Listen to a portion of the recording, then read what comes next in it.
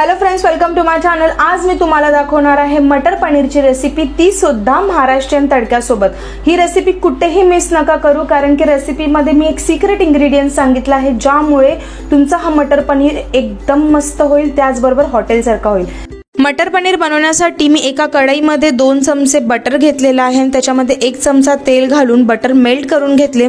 त्यानंतर कढईमध्ये मी इथे 2 मध्यम आकाराच्या कांद्यांना बारीक चिरून टाकले आणि त्यांना छानपैकी ब्राऊन होईपर्यंत सॉटे करून घेतले आणि मग त्याच कांद्यांमध्ये मी 1 चमचा अद्रक लसूणची पेस्ट टाकून 2-3 मिनिटं त्याला परतून घेतलं।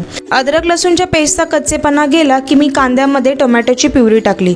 तर इथे मी 3 टोमॅटोला मिक्सर ग्राइंडरमध्ये वाटून घेतले आणि त्याची एक प्युरी तयार करून घेतली।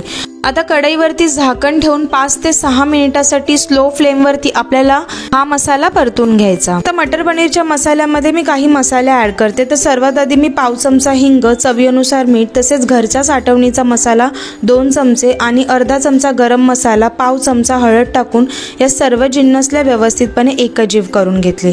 त्यानंतर कढईवरती झाकण ठेवून 2 ते 3 मिनिटांसाठी मंद आचेवरती हे सर्व मसाले परतवून घेतले।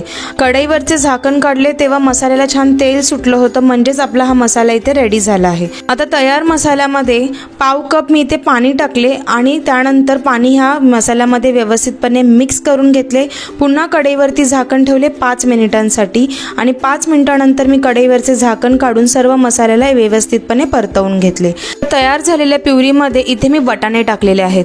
तर मी हे वटाणे उकडवून नाही घेतले आहेत, मी डायरेक्ट वटाणे घेतलेले आहेत। जर का तुम्हाला इथे फ्रोझन वटाणे वापरायचे असेल तर तुम्ही तसंही करू शकता। कढईवरती झाकण ठेवून मी 1-2 मिनिटे वाफ काढून घेतली। त्यानंतर कढईवरचे झाकण काढून त्याच्यामध्ये मी पाव कप पुन्हा पाणी टाकले आणि त्यानंतर मी वटाण्याला शिजवून घेतलं 5 मिनिटांसाठी। 5 मिनिटांनंतर मी पुन्हा कढईवरचं झाकण काढलं आणि त्याच्यामध्ये मी कसुरी मेथी टाकली आणि पुन्हा कढईवरती झाकण ठेवलं 10 मिनिटांसाठी आणि गॅसची फ्लेम ही सर्व करताना स्लोच होती। आता हे जे वटाणे आहेत ते पूर्णपणे शिजलेले आहेत। तर मी एक वटाणे इथे काढून बघितला तर वटाणा शिजलेला होता। मग मी पुन्हा याच्यावरती 1-2 मिनिटांसाठी झाकण ठेवले।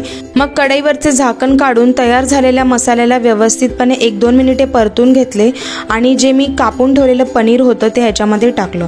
तर पनीरला मी आधी काही असं परतवून वगैरे घेतलेलं नाहीये, मी इथे कच्चं पनीरच यूज केलं आहे। पनीर टाकल्यानंतर कढईवरती झाकण ठेवून 5 मिनिटं मी एक वाफ काढून घेतली आणि अशाच प्रकारे 95% आपलं मटर पनीर इथे रेडी झालं आहे।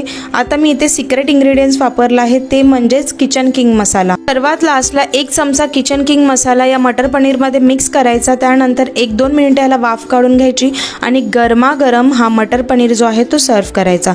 तर अशा प्रकारे माझा मटर पनीर मसाला इथे रेडी झालेला आहे। तुम्हाला माझी आजची रेसिपी कशी वाटली ती मला नक्की सांगा आणि जर का तुम्हाला माझी रेसिपी आवडली असेल तर माझ्या चॅनलला लाईक, शेअर आणि सबस्क्राईब करायला विसरू नका। थँक्यू।